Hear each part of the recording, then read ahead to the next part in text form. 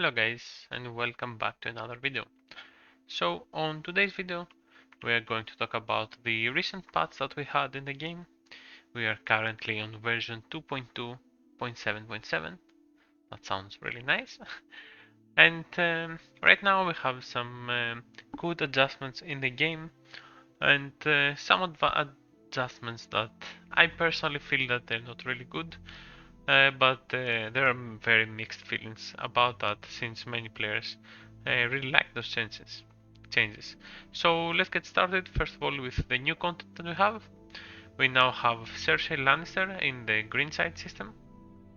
Of course, right now we don't know how you can unlock her, but I think that's going to be tied to the Ice Dragon Invasion event.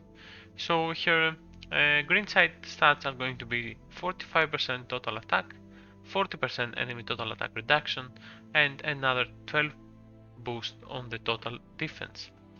Uh, we are seeing a big change now, with many green side commanders giving you a boost on total defense and total health, which is really good, and it's going to make your rallies be much stronger, especially on defense.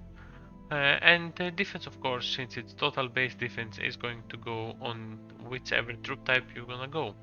So even if you go with infantry, cavalry, spearmen, or bowmen, the total base defense is going to be something that will always come with you, and you will be always boosting your troops.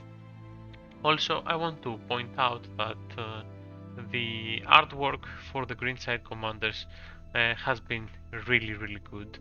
I mean, look at how good this skin looks for Cersei with her wine, and she's moving the glass, and the wine, even the wine in the glass is moving.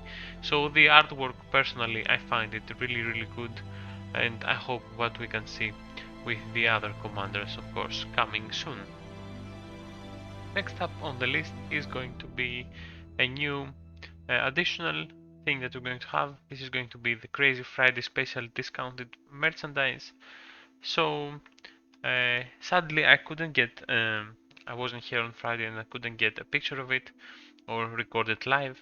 But this is going to be a shop that is only available on Friday, and it's going to give you some really heavy discounts. I saw that you can get 10 blue essence for your dragon for 10 black diamonds. You could get 200 mountain clan chests for really cheap, or even some SS tokens for your troop appearance for like the fraction of the cost that you can get from other places. Of course, the amount of those rewards are not going to be huge, and there is also a limit on how many you can buy. But keep in mind that this is going to be something that happens every Friday. So after some time, you're going to have what you really want from the shop in a really discounted price. This is really good and a great addition in the game, from my understanding. Next up, we have the Wilding Seeds improvements. Well, I don't really think that's an improvement. It depends on what people think. So, fortification damage during the Alliance trial will be returned after the end of the trial. That was really important, since your fortifications were getting damaged and destroyed.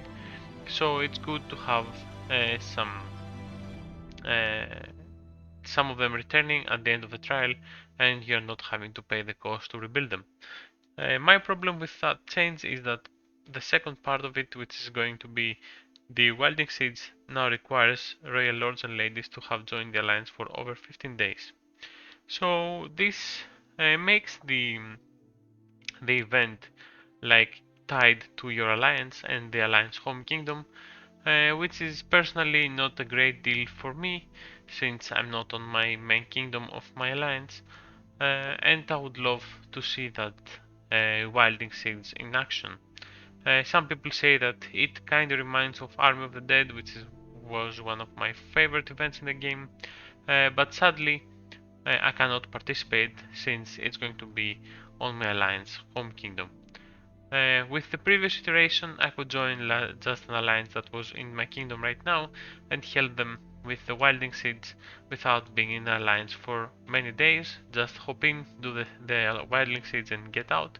But now sadly I have to be in an alliance for over 15 days. Personally, I found that a little bit disappointing, from my perspective of course, since I really like this event. Another controversial change is the Glorious Battle improvements. Some people say that's good, some people say that's not good, but of course we will see it on the first time we will play this event. So now Glorious Battle is going to be between alliances.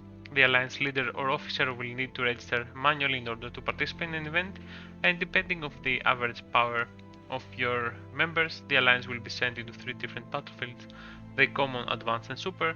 I guess the rewards are going to be of course similar to any of those battlefields. I guess the common and advanced will have lower than the super, but we'll have to see that.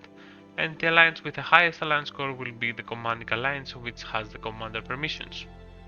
So that, once again, it's something that maybe it's really good for the smaller alliances, but for alliances like N3O and other big alliance, I think this is going to be really hard for their members to have fun in Glorious Battle. Having to hit accounts like like max accounts like CCPC or Benjamin, and keep having to attack them in Glorious Battle, it's something that it's not going to be fun for us, the smaller players, I think. So I would think that is really an improvement for the big accounts that can fight most of the others, and not so much for the smaller people. But of course we will have to see it in action to understand exactly what is going to be the case. Last but not least, we're going to have a nice improvement in the animation of the dragon menu, and I will show you that. We have some description of the refinement system, has some new notification when the critical hits are triggered. Those are when you're going to have to upgrade your refinement.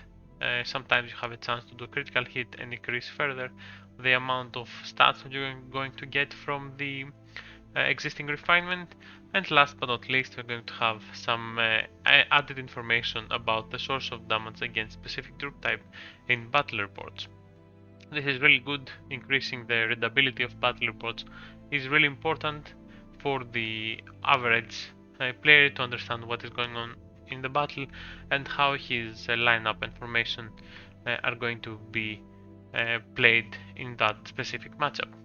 Last but not least, I want to show you the dragon menu. This is now like a very nice menu with the dragon looking really nice.